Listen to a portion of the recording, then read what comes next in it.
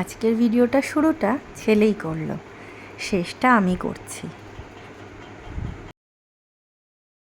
যেদিন কলকাতায় খুব বৃষ্টি হলো সেই দিন ছেলের বায়না, না আমি দিদার বাড়ি যাবই।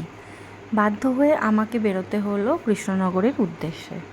কি করব, এত বৃষ্টির মধ্যে ভয়ও লাগছে এত দূর গাড়ি চালিয়ে যাওয়ার জন্য।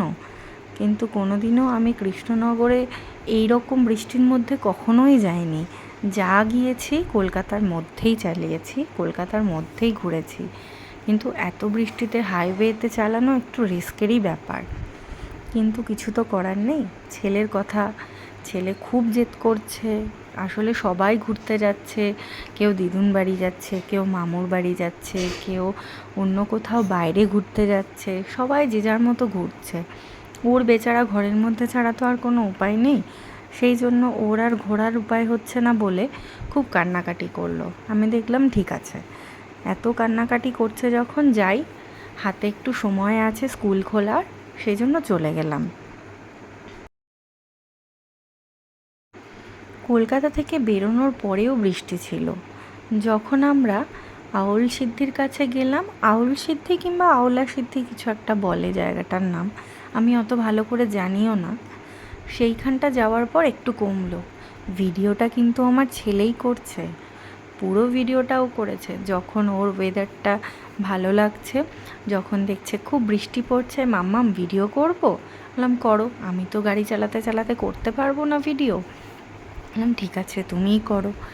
তারপর আবার যখন মেঘটা ছেড়ে যখন একটু আকাশ দেখা যাচ্ছে সুন্দর, তখন আবার বলছে মাম্মাম ভিডিও করব। তখনও ওই ভিডিওগুলো করছিল। আমার একটা জিনিস ভেবে ভীষণ মজা লাগে, এখন আর সঙ্গী সাথী বন্ধু বান্ধবের দরকার হয় না। এখন ছেলেই আমার বন্ধু।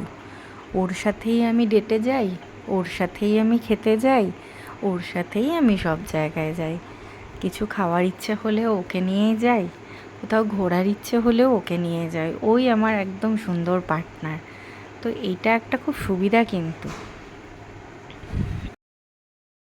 তবে সেই দিন এত মুষলধারে বৃষ্টি হচ্ছিল, আমি একটু ভয়ই পাচ্ছিলাম। কারণ এনএইচের ওপর দিয়ে যাব, যদি খুব বৃষ্টি হয়, কী যে আছে রাস্তায়, কী যে পরিস্থিতি হবে, ভীষণ ভয়ের মধ্যে ছিলাম। তারপর কিছু দূর যাওয়ার পরে যখন দেখলাম আকাশটা পরিষ্কার হয়ে গেল, মেঘ কেটে সূর্যের আলো দেখা গেল, তখন ভাবলাম যাক বাবা, এ যাত্রায় বেঁচে গেলাম। নাহলে কিন্তু একটু ভয়ই ছিল। যাই হোক, খুব একটা দেরি হয়নি। কলকাতা থেকে কৃষ্ণনগর যাওয়ার জন্য আমাদের যতটা সময় লাগার দরকার, তার থেকেও আমরা কমেই পৌঁছে গেছি। আমি তো 3 ঘন্টার মধ্যে পৌঁছে গেছি। এত বৃষ্টি হচ্ছিল বলে 10টায় বেরিয়েছিলাম, আর বাড়িতে ঢুকে গেছি 1:30টার মধ্যে। তো সেই কারণে আমার মনে হলো না যে খুব একটা দেরি হলো, কারণ রাস্তাও ফাঁকা ছিল।